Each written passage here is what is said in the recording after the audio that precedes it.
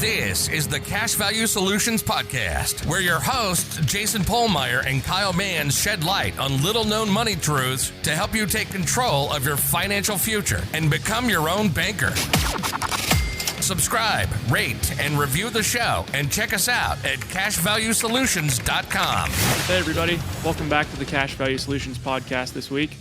Kyle and I recently did a podcast about thinking long-term in the big picture of IBC, not necessarily just the life insurance policy.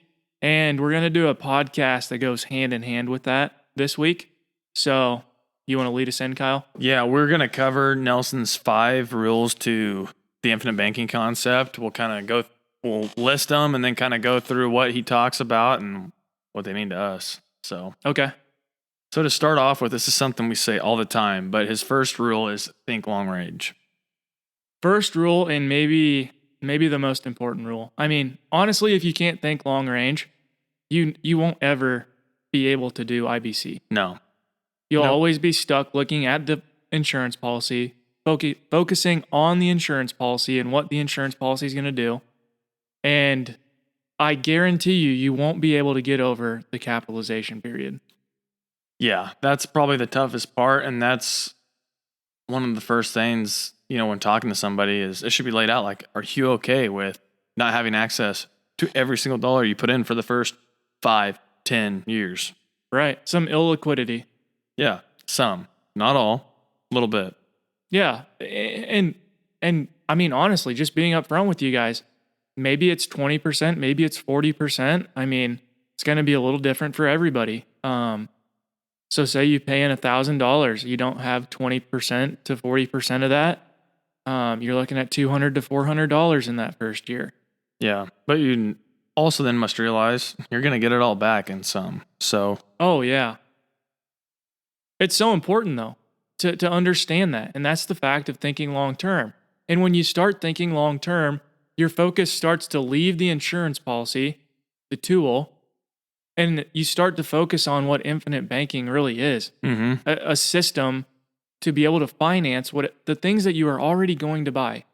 Yeah. And also should be known that if you don't think long range in general, you're going to limit your success no matter what it is. Infinite banking, farming, ranching, real estate, business, whatever. The older I get, those things that people will say, Kyle, and like one of them is sometimes you have to take a step backward to take 2 steps forward. Mm-hmm. It's kind of like, when you're younger, you're like, oh, that's just a saying, doesn't mean anything. And like the older you get, you start to experience things. Mm-hmm. And it's like, wow, that kind of does make sense. Like to fix something, sometimes you have to take it apart, more things than just what's broken, to fix it so you can start going again. Yeah. I can't think of any others off the top of my head, but there's a lot of them. And I mean, it just goes hand in hand with thinking long term and how you use a policy. Yeah, and this kind of goes into his second rule, which is be generous in capitalizing your system, the capitalization phase. And we always underestimate our need for capital. So that's why it's important to, pay the most you possibly can that's comfortable, because you're going to need it and you can use it. You're going to have access to it again.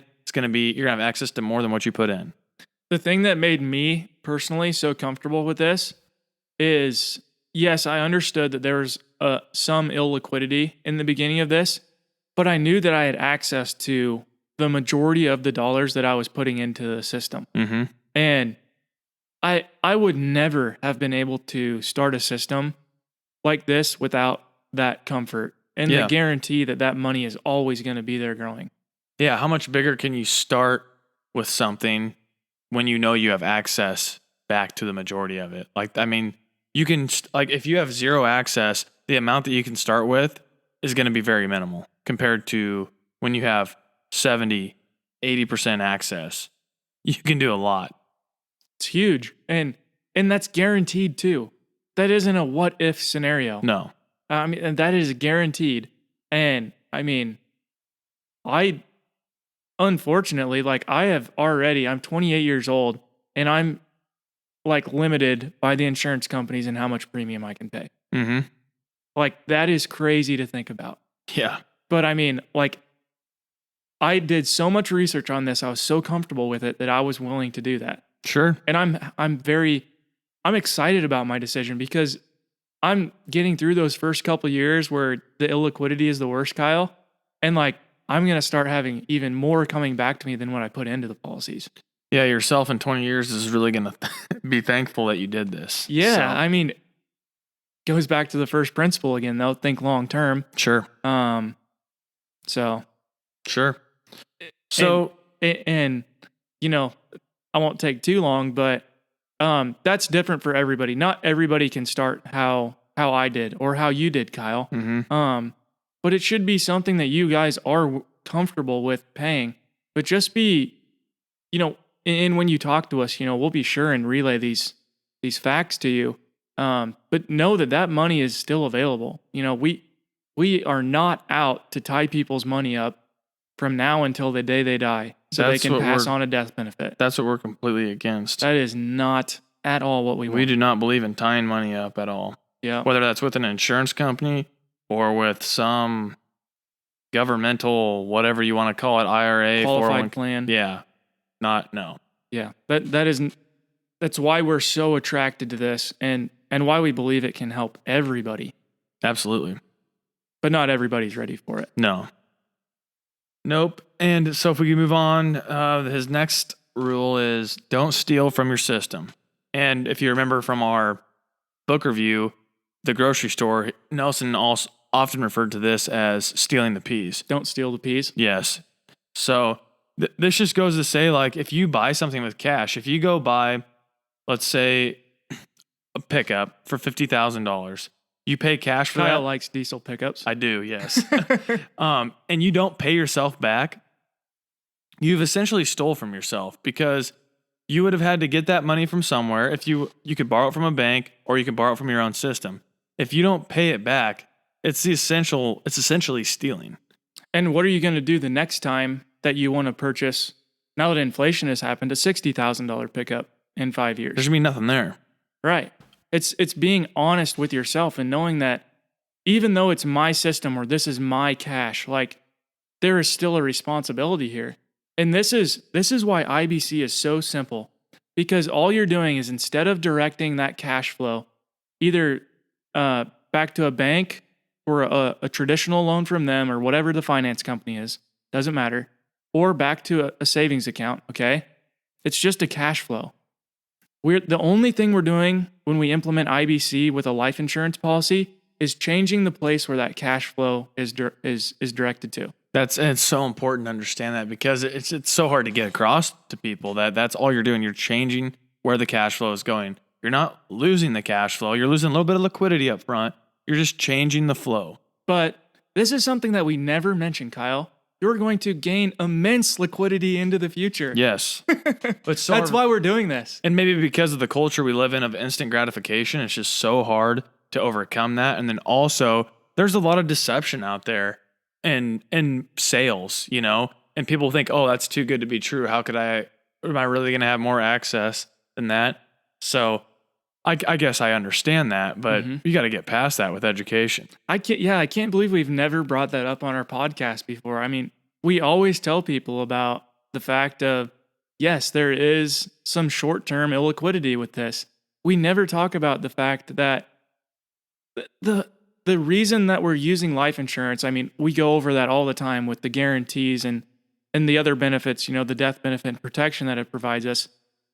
But this is the ideal place to build capital because you will have immensely more capital by building it here than you would somewhere else. Sure. I don't know where else you can. We've said this many times. I don't know where else you can do it that's nearly as efficient. Yeah, I don't either. If you know something, let us know. I'm just having a moment right now. I can't believe that we've never talked about that. So, Nelson's fourth rule here is somewhat controversial, and maybe we need to put our tinfoil hat on, but it's don't do business with banks, okay? And we realize that this is not attainable right away. And Nelson's whole deal was he didn't like the banking system because we practice fractional reserve banking, which means that they lend out dollars that do not exist. And Nelson says that is evil. And I don't know how one can argue with I that, agree with that him. it is not. I It completely agree with is. him. It is a messed up system. And If you or I did it, we would go to jail. exactly. Yep. If you want to do some research the Federal Reserve. It's crazy. What's what that goes book on. that Carlos Lara and Bob Murphy wrote? How privatized banking really works. Yep. Right. Yep. Yeah. That book. Terrific explanation. Yeah. Yep. And you can go deeper with the creature from Jekyll Island and whatever, how deep you want to go down the rabbit hole. But, it's the other thought is don't be reliant on the banks because they don't let them make the rules. You be in control of that function. Somebody's got to be in control of it. So it might as well be you. And this whole life insurance has every characteristic of taking over the banking function. So why not use that? So regardless of what side you're on, it doesn't matter. It's about taking control of the banking function so you're in control and you're not beholden to somebody else. And just to add more to that, I agree with everything that you said, Kyle. So here's a couple more thoughts, okay? So maybe this doesn't amount to a huge thing, but money is unbelievably cheap right now. And as a business owner or as somebody who's doing some type of investing, maybe, using other people's money, you could have access to money for unbelievably reasonable terms right now. Sure. That gives you the opportunity to grow and get ahead and gain momentum faster than you ever could just by using your own money. Mm-hmm. Even if you're implementing this IBC system and stuff. Okay, it gives you the ability to grow more. So yeah, I understand where Nelson's coming from about not doing business with banks, but if you're in control of it and have access to capital, okay, I still believe, that you can use it. It's it's you becoming your own banker. You get to make the decisions of whether you borrow from your policy or whether you borrow from a bank. But you may not, whether it's today or 10 years in the future or when you're 80 years old, you may not have enough capital to do everything that you want to do. Sure. And I would also question the fact of, are you pushing yourself to do everything that you can do if you're only using your own money? Highly doubtful. Are you leaving things undone that you could do? Maybe you don't want to do them, and that's there's nothing wrong with that. There's nothing wrong with that, right? But maybe you could be doing more if you want to do more by using other people's money. Mm-hmm. And that's, I know that I fall in between the fence on this, but I just think that everybody's situation is different, and using that money, even though it is evil that they can do that, you can greatly benefit yourself by doing it smartly. And then you can get out of the system later on. If that truly was a good decision and you build your system up, you could, in whether it's in 10 years, 20 years, 5 years, whatever it is, you could eliminate that system from your life, but you could have used it to jumpstart you to get you to that point faster. Yep. So I understand what Nelson's saying there. It's just something where I see another side to that, and I'll openly admit that goes against what Nelson Nash would have thought. But I just see a different side to that. I think it's important to talk about this though, because if you just see it bluntly like that, don't do business with banks. Most would wonder why the heck would he say that. Well, isn't it that absolute thing that we talk about all the time, Kyle? Like when you speak in absolutes, more than likely you're not seeing the whole picture. Yep, for sure. So. Okay, and for the fifth and final rule here is rethink your thinking. And this could possibly be the most important rule because it's so easy to get caught up in your own paradigm. We think, we see something new, we change, we adapt. We think, we got out of our paradigm. Well, we just got into a new paradigm. And so, you're constantly need to be changing that paradigm, growing and learning. I'm going to butcher this, but I heard this and I thought it was awesome. So Nelson was speaking to somebody that was a part of the Nelson Nash Institute, and they were at a table, and they were drinking wine, And so Nelson set his glass on the table. And he said, imagine, okay, so the glass has a circular bottom on it, right, Kyle? And he set that on the table. He's like, this is how much knowledge that I have encapsulated in this glass. But the entire amount of knowledge in the world is this table, okay? And so he only has a very minute amount of knowledge compared to what there is in the universe. And the amount that he's touching around him, the edge of that wine glass, that's information that he's exposed to. So if he builds his own knowledge, he's not only building the amount of knowledge that he has and can share with people, but he's building the amount of knowledge that he's exposed to, because that base is getting even bigger. And I mean, that is a very powerful, would you call that an analogy? Sure. Or parable or something like that. I mean, that is just huge. When you start looking at that, and I mean, it just goes into that thing where like, you're always going to be exposed to new ideas, and you're going to have to keep evolving with your thinking. And what you once thought was the way to do something, you may realize that there's a better way to do it or a different way to do it and get to the same result or a better result. Sure. Whatever you may have. And I equate that to a lot is the fact of how people get so stuck on policy design in the beginning. And I am guilty of that myself. Yeah. But I mean, you just start to see that there is so much more to this than the policy. Or farmers get stuck in their own way. You know, oh, we've done this for 40 years. My dad did it this way. I'm going to do it this way. We're doing it the same way. You know, same deal. And there are so many, gosh, information is so available to us right now. Whether you like to listen to information, watch information, read about information, in-person learning, like it's crazy. Video, podcasts, books, seminars. You're choosing to be uninformed if you're uninformed. Absolutely. And I'm not saying all of them are right or anything like that, but I mean, expose yourself to some of these ideas. Not all of them are going to work for you, but I am 100% sure that there are ideas out there that can benefit you and your operation. Yeah, and this is, I mean, it can sound like, yeah, we're preaching. This is something that we have to battle with all the time and keep ourselves open to learning more and just keep ourselves in check to make sure we're not getting stagnant, falling in our own old ways. Absolutely. And it's hard. I remember, gosh, Kyle and I would talk about politics a lot. And I remember how I was just so stuck in my ways. And like, just after hearing what he said a lot, and then I started listening to podcasts, like you start to develop a whole new way of thinking. And I mean, not everything is what we're indoctrinated into throughout school and whatnot. I mean, you just got to keep those things in mind, I guess, and sort of be aware. And it's not going to happen overnight. And maybe you don't even want the change. But, learn to love learning. Absolutely. I mean, Nelson had another saying that you should always be maturing, because what happens when you become mature? Think of fruit. It goes backwards and it starts to rot. Yeah. And it stinks. And it's effectively dead, right? Yep. So we should always be learning. We should always be maturing.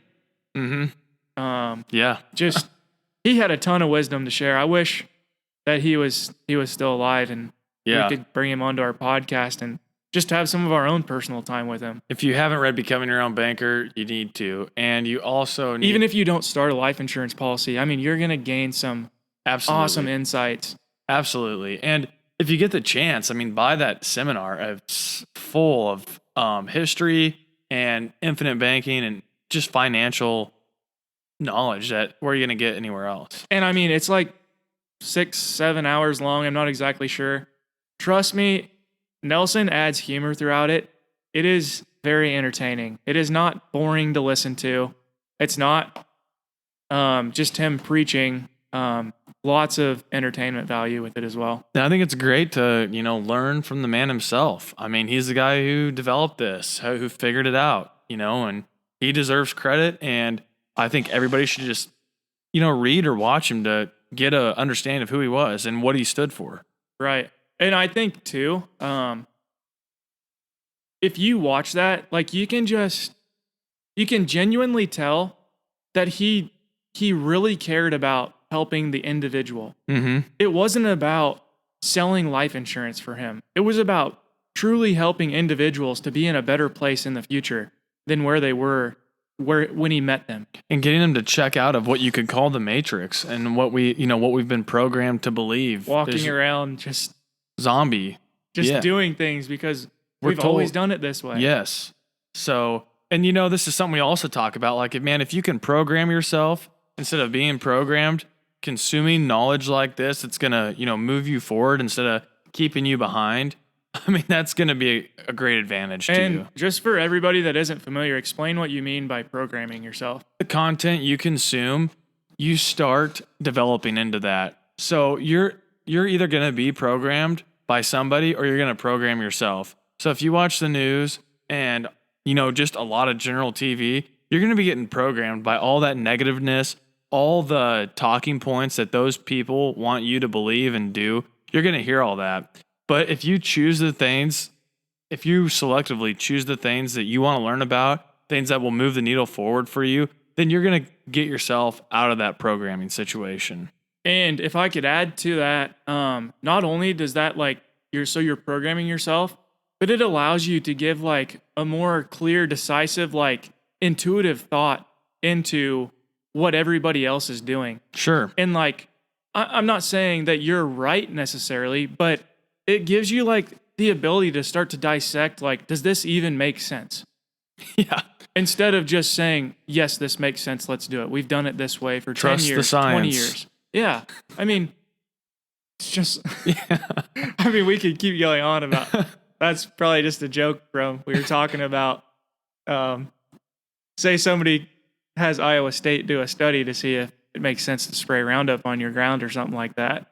Well, of course, Monsanto probably paid for that, and it probably makes a ton of sense to spray Roundup on your ground. Exactly. So maybe it does in your situation. Not saying it doesn't, but realize where the information is coming from. Mm-hmm. I mean, that's pretty important. Absolutely. It wouldn't have got published otherwise. Exactly. So same can be said about the vaccines and COVID. Okay, however you feel about it. People are posting you I'm doing my research to, and really what research is there? This vaccine was just developed and the only research is by the companies that developed it that are profiting, making mega profits from the government because people aren't paying for it directly right now, but we will be taxed in the future to pay for it.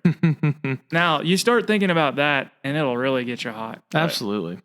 Maybe we won't go down that route. Yeah, probably that road not anymore. So, anyways, we hope that this kind of cleared up and expanded upon Nelson's 5 rules that he has. If you have any questions on this, feel free to reach out and we'll get them answered for you. So I think that kind of does it for us this week. Yeah, and just highly encourage you, even if you don't want to do a policy, there's a lot that you could learn from Nelson's book, Becoming Your Own Banker, his second book, Building Your Warehouse of Wealth, and his seminar on DVD. So great resources to check out. Absolutely. So thanks, guys, for tuning in this week, and we'll see you next week. This was the Cash Value Solutions Podcast. Remember to subscribe, rate, and review the show. Check us out at cashvaluesolutions.com. And don't forget to tune in next week.